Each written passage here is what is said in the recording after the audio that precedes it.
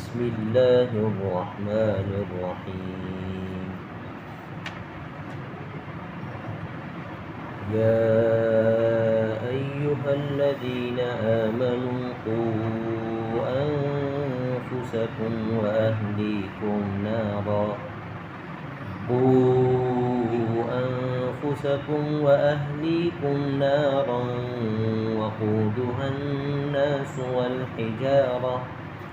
وقودها الناس والحجارة عليها ملائكة غلاظ شداد لا يعصون الله ما أمرهم ويفعلون ما يؤمرون. يا أيها الذين كفروا لا تعتذروا اليوم إنما تجزون ما كنتم تعملون. يا أيها الذين آمنوا توبوا إلى الله توبة نصوحا عسى ربكم أن يكفر عنكم سيئاتكم ويدخلكم جنات تجري من تحتها الأنهار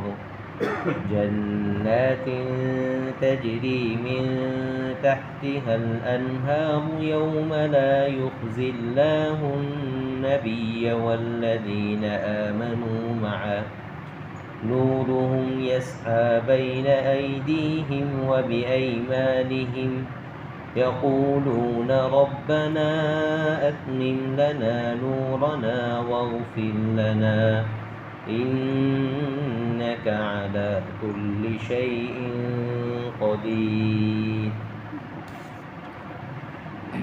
اعوذ باللہ من الشیطان الرجیم. میں اللہ کی پناہ میں آتا ہوں شیطان مردود کے شر سے.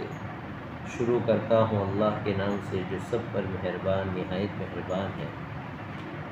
یا ایھا الذین آمنوا قوا انفسکم واہلیکم نارا.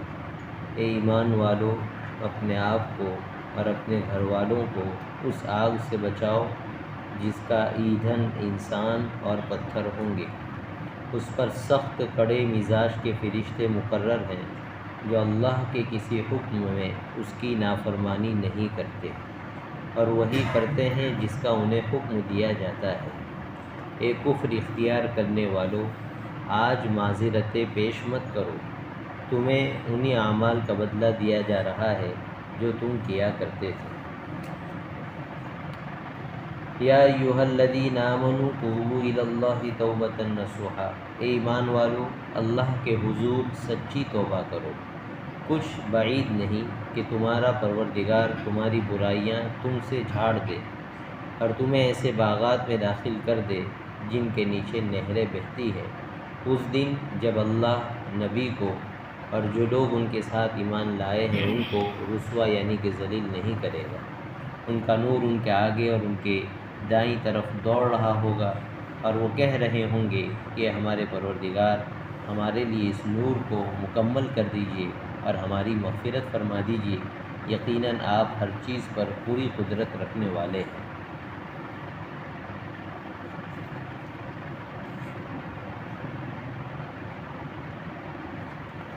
الحمدللہ ہماری پچھلے ہفتے سورہ تحریم شروع ہوئی تھی اور میں نے یہ بتایا تھا کہ اس سے پہلے جو سورہ طلاق ہے اور یہ جو سورت ہے سورہ تحریم، اس میں کنیکشن ہے. قرآن کی صورتوں میں بھی آپس میں کنیکشن ہے کہ اس کو اس کے بعد کیوں لایا. تو اس میں کنیکشن یہ بتایا تھا کہ طلاق کی نوبت آتی ہے صحیح تربیت نہ ہونے کی وجہ سے. اگر عورت کے اخلاق اور عادات اچھے ہوں اور اس کو ایک لیمٹ میں رکھا جائے اور شریعت کی تعلیم کے مطابق رکھا جائے تو گھر اتنا جلدی بگڑتا ہے نہیں. تو طلاق کی بیان کے بعد فوراً سورہ تحریم لائے. اس سورت کا بڑا ٹاپک ہے اصلاح و تربیت، یعنی کہ سدھار مشن، یعنی کہ آدمی اپنے آپ کو بھی سدھارے اور اپنے گھر والوں کو بھی سدھارے، بیوی بچوں کو بھی سدھارے.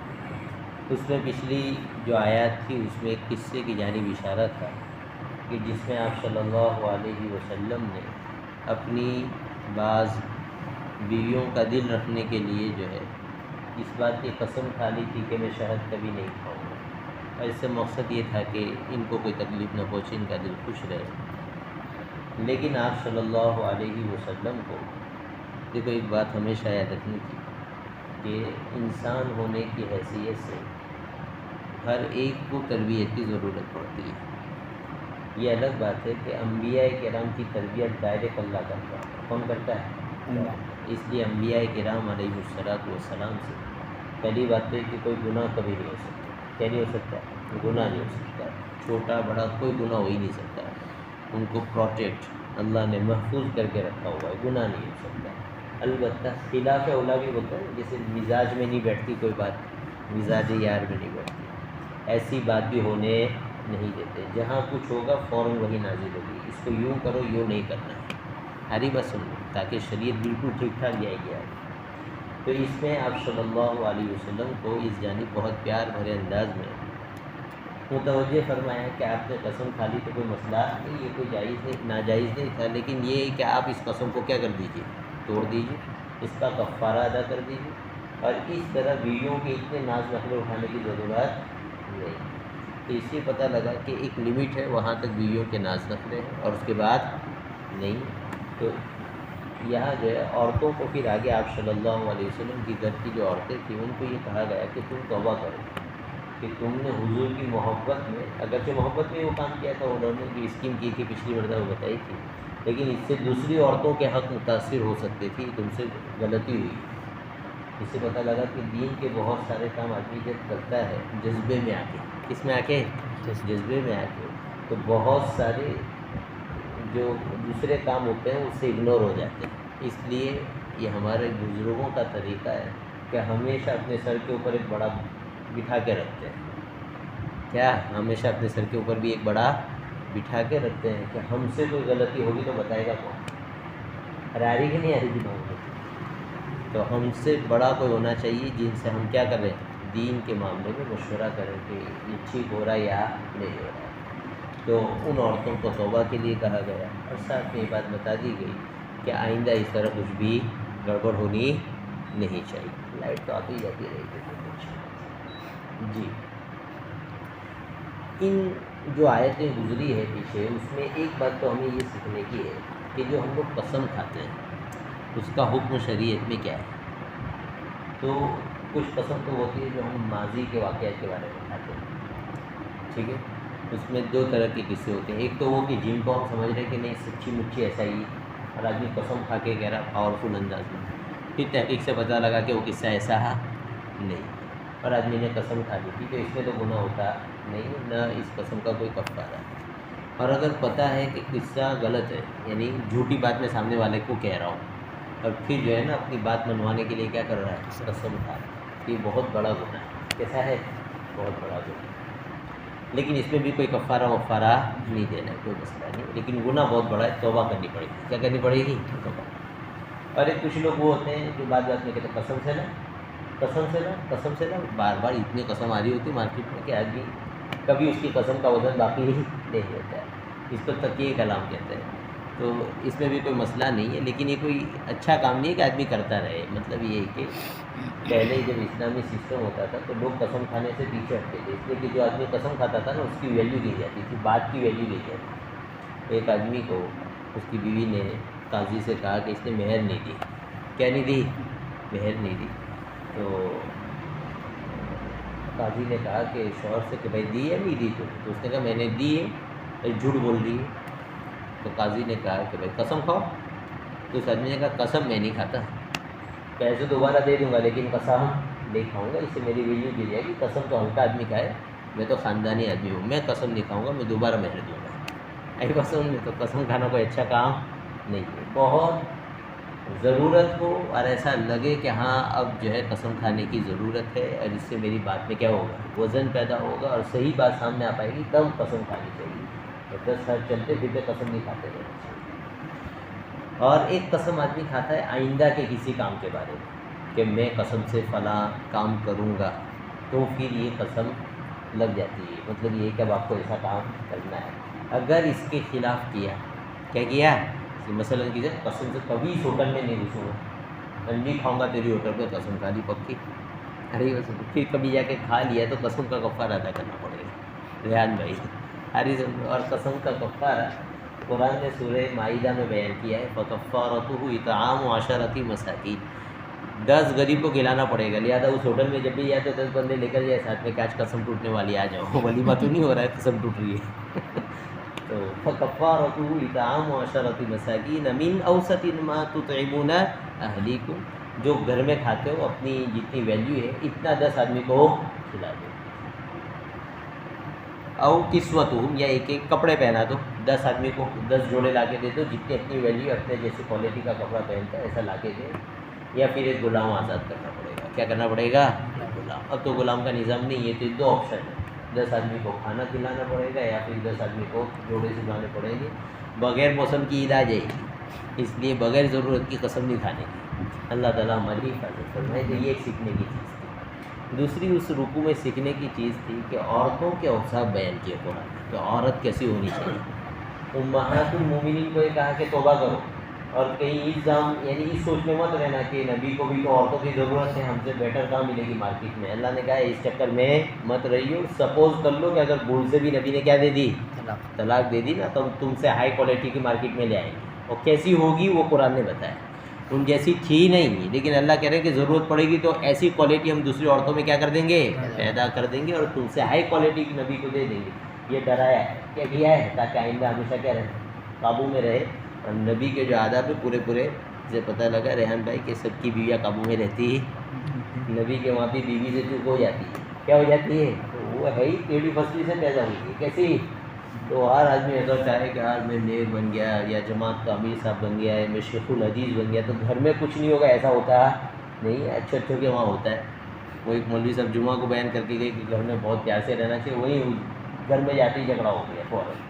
تو ایسا ہوتا ہے. بس کسی صحابی کا قصہ ہے، یہ جمعہ کی نماز کا وقت ہو رہا ہے اور گھر میں تو جھگڑے کی آواز آ رہی ہے. لوگ انتظار کر رہے ہیں حضرت باہر نکل کے خطبہ پڑھائیں گے. تو کبھی بھی موڈ ان کا خراب اور اپنا بھی خراب کرتے تو کوئی مسئلہ نہیں. ایسا ہوتا رہتا ہے. تو برتن تو آپس میں ٹکراتے رہتے ہیں، ان کا کوئی مسئلہ نہیں. لمبا نہیں چلنا چاہیے. کیسا نہیں چلنا چاہیے؟ لمبا نہیں چلنا چاہیے. گالی گلوچ تک اور مار پیٹ تک معاملہ نہیں پہنچنا چاہیے. تھوڑی بہت ناراضگی تو ہو جاتی ہے. بہرحال تو عورتوں کو کہا کہ دیکھو ٹھیک ٹھاک رہیے، ورنہ ہم اس سے بہتر لائیں گے. کیا ہے وہ بہتر؟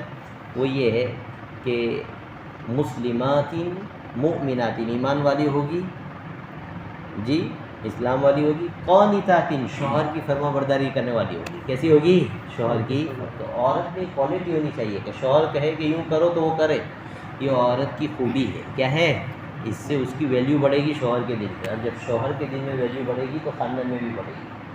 جس عورت کی عزت شوہر نہیں کرتا خاندان میں کوئی نہیں کرے گی، اور جس عورت کی عزت شوہر کرتا ہے خاندان کے دوسرے لوگ بھی اس کی کیا کریں گے، عزت کریں گے. قانتات سیبات، باقی رہو گی، ایک کیا کہتے ہیں، تائبات نے جی توبہ کرنے والی ہوگی، بار بار استغفار کرنے والی ہوگی. عابدات، بہت زیادہ عبادت کرنے والی ہوگی.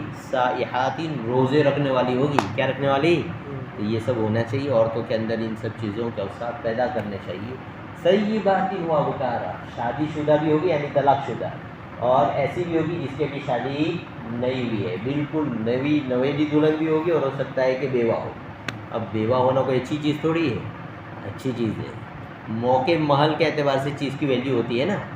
جیسے ایک آدمی ہے، اس کے 3 بچے ہیں، بیوی کا انتقال ہو گیا، تب اس کے لیے بہتر کون سی عورت رہے گی؟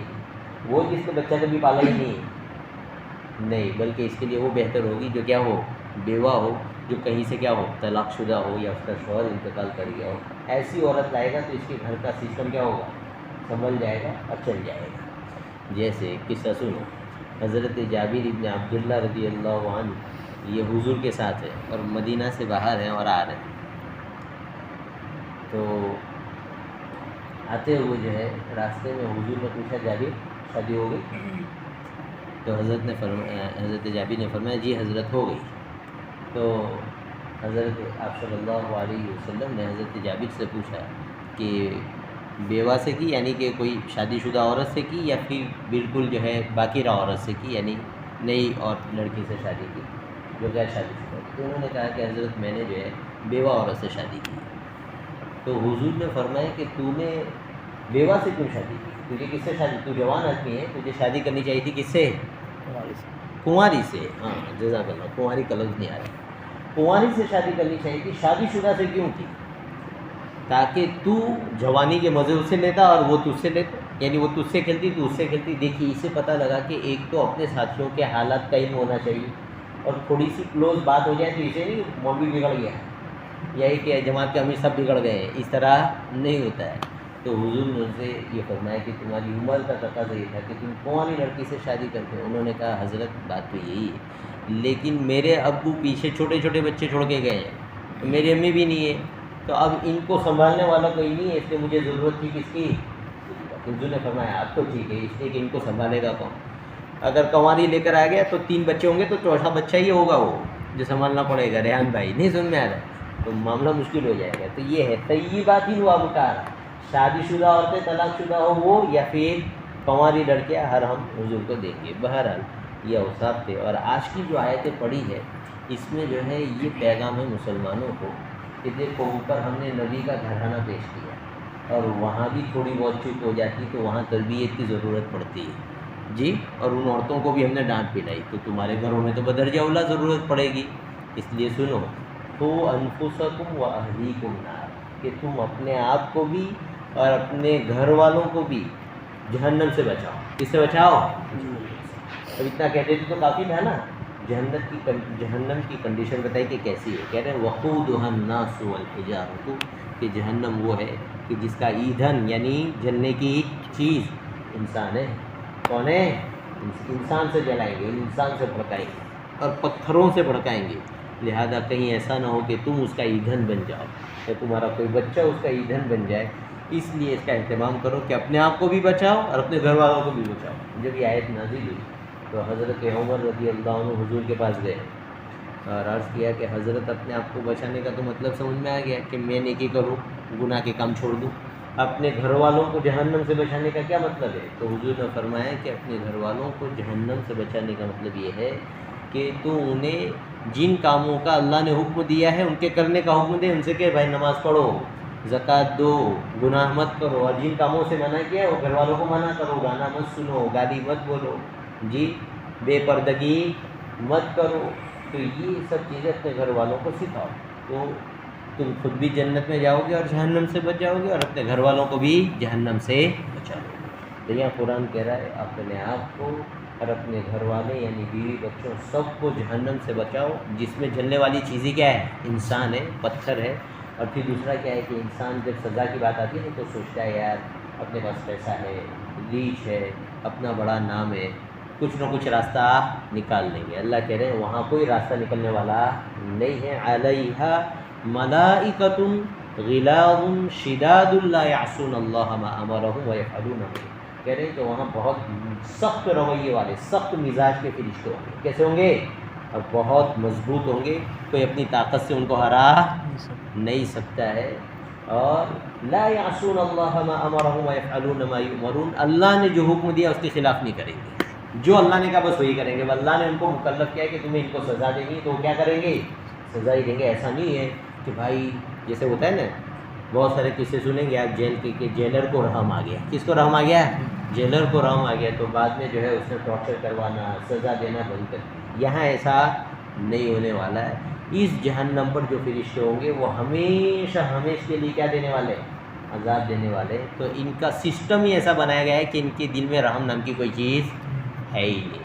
اور کبھی کیا ہوتا ہے آدمی بہت مضبوط ہوتا ہے لیکن اندر سے بہت نرم فیلنگ ہوتی ہے اس کی، اس کو فوراً رحم آ جاتا ہے۔ قرآن کہتے ہیں غلاظ، بہت سخت مزاج والے، ان کو کوئی رحم آنے والا نہیں ہے۔ چنانچہ حدیث میں آتا ہے، حضرت انس تقریباً فرماتے ہیں کہ جہنم کو پیدا کرنے سے 1000 سال پہلے اللہ نے جہنم کے فرشتے پیدا کیے، اور جب سے پیدا کیے روزانہ ان کی طاقت بڑھتی ہوئی جا رہی، یہاں تک کہ ایک جھٹکے میں ایک فرشتہ ہی پکڑ کے 70 ہزار جہنمیوں کو جہنم میں ڈالے گا اٹھا کے۔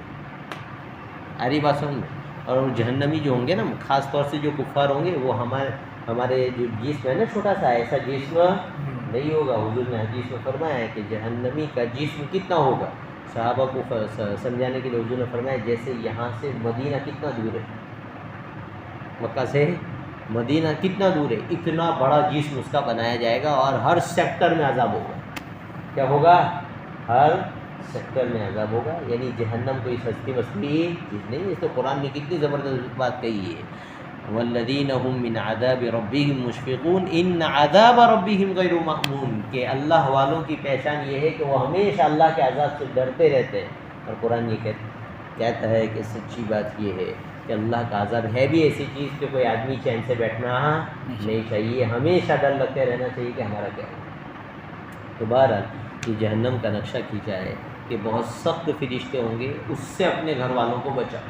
چنانچہ اس کے ضمن میں فقہائے کرام نے یہ بات بیان کی ہے کہ ہر آدمی پر فرض ہے کہ وہ خود بھی جہنم سے بچے اور اپنے گھر والوں کو بھی بچائے۔ بلکہ حضور نے فرمایا ہے کہ اس شخص پر اللہ رحم کرے جو اپنے گھر والوں کو کہتا رہے تمہاری نماز، تمہارا روزہ، تمہاری زکوٰۃ، مطلب یہ کہ اپنی نماز کی کیا کرو، پابندی کرو، زکوٰۃ ٹائم پر ادا کرو، روزہ رکھو اور گناہوں سے بچو۔ جو ایسا کرتا رہے گا، حضور نے فرمایا کہ امید ہے کہ اللہ اس کو اس کے گھر والوں کے ساتھ جنت میں کیا کر دیں گے، جمع کر دیں گے۔ اور اسی لیے بعض بزرگوں نے فرمایا کہ وہ آدمی قیامت کے دن سب سے زیادہ عذاب میں ہوگا جس کے گھر والوں کے پاس دین کا علم نہیں ہوگا۔ دین سے جاہل ہوں گے تو عمل سے بھی کورے رہیں گے، اور جب عمل سے کورے رہیں گے تو قیامت میں عذاب میں گرفتار ہو جائیں گے اور بہت بڑی سزا میں مبتلا ہوں گے۔ اس لیے ہم سب کا فرض ہے کہ ہم اپنی بھی فکر کریں اور اپنے گھر والوں کی بھی فکر کرے۔ کوئی بھی آدمی دین کے علم سے محروم نہ رہے، ورنہ قیامت کے دن ہمارا دامن پکڑا جائے گا۔ حضور نے فرمایا تھا کلکم راع وکلکم مسئول عن رعیتہ، کہ تم میں سے ہر آدمی ذمہ دار ہے اور جو بھی اس کے انڈر میں آتا ہوگا اس کے بارے میں پوچھا جائے گا۔ جیسے وہ بکری چروایا جاتا ہے نا، چرانے کے لیے، تو ایک آدھی بکری غائب ہو جائے تو پوچھے گا نا مالک کہاں گئی، یا کوئی بھوکی آئے تو پوچھے گا نا کیوں بھوکی ہے، اس کو کھلایا کیوں نہیں، تو اس طرح ہم سے پوچھا جائے گا۔ اس لیے فکر کرنے کی چیز ہے۔ حضور نے کیا بڑی بات فرمائی تھی کہ کوئی باپ اپنی اولاد کو اچھے ادب سے بہتر کوئی تحفہ نہیں دے سکتا، بلکہ حضور نے بھی فرمایا تھا کہ آدمی اپنی اولاد پر کیا کرے، پیسہ خرچ کرے۔ ایک ساؤ زمانے کی مثال دی تھی، اس سے بہتر یہ ہے کہ وہ اس کو اچھا ادب سکھائے۔ کیا سکھائے؟ کیوں؟ اس لیے کہ مال تو ختم ہو جائے گا نا، لیکن جو نیکی سکھا کر جائے گا باپ، یہاں بھی باقی رہے گی اور آخرت میں بھی باقی رہے گی۔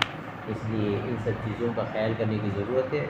آگے انشاءاللہ اس پر کنٹینیو آئندہ ہفتے میں بات کریں گے۔ اللہ تعالیٰ ہمیں عمل کرنے کی توفیق۔